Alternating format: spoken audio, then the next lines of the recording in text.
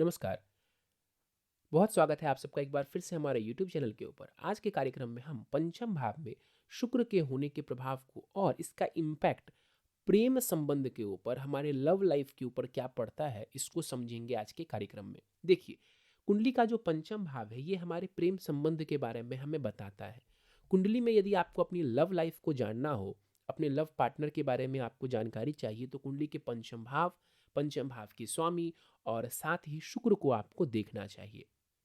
एक बात का ध्यान रखिएगा इस कार्यक्रम में कि मैं शादी की बात नहीं कर रहा हूं, मैं यहाँ पे लव लाइफ यानी कि प्रेम संबंध की बात कर रहा हूं।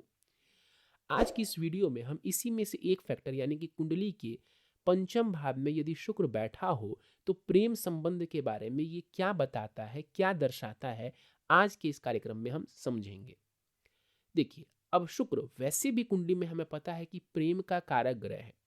ऐसे में यदि शुक्र पंचम में बैठा हो तो ये काफी महत्वपूर्ण हो जाता है प्रेम संबंध के मामले में।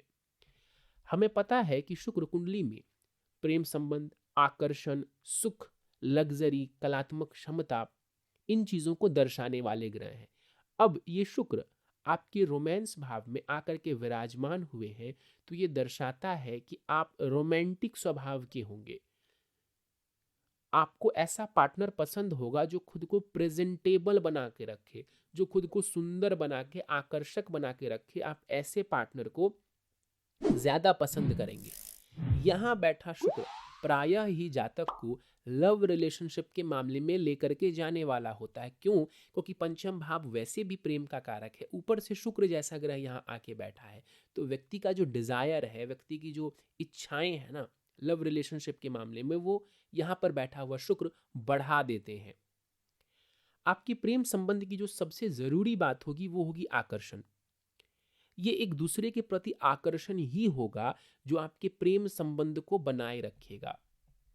अगर आप एक रिलेशनशिप में हो तो आपके लिए प्रेम प्रकट करना बहुत ही ज्यादा महत्वपूर्ण होगा। मैं इसको समझाता हूं थोड़े विस्तार से। देखिए, जब हम गुरु के ऊपर थे, जब इससे पिछला कार्यक्रम जब बृहस्पति के ऊपर था, तो मैंने कहा था कि गुरु जब प्रेम भाव में हो तो फिर वहाँ जिम्मेदारी, रिस्पेक्ट और बाकी चीज़ें इंपॉर्टेंट होती हैं। चंद्रमा की जब हम बात कर रहे थे तो मैंने इमोशनल कनेक्शन की बात की थी कि वो ज़्यादा इंपॉर्टेंट रहता है। लेकिन यदि शुक्र पंचम भाव में है तो इसका मेन पर्पस होता है रोमांस।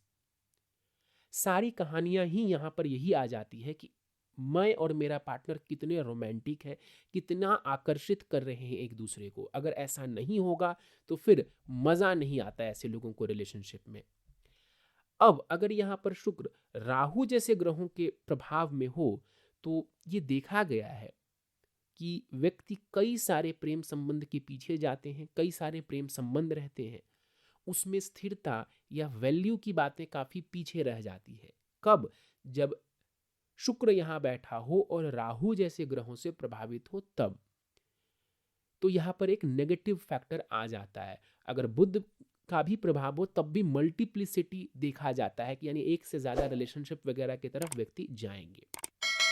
चलिए, तो यदि आपका शुक्र पंचम में बैठा है, वो भी अच्छी स्थिति में, तो मैं यही बोलूँगा कि लकी हैं आप इस मामले में और लाइफ को आप इंजॉय करेंगे। लाइफ की इस फेज़ को आप काफ़ी इंजॉय करने वाले हैं। तो ये काफ़ी अच्छी प्लेसमेंट है लव लाइफ के लिए।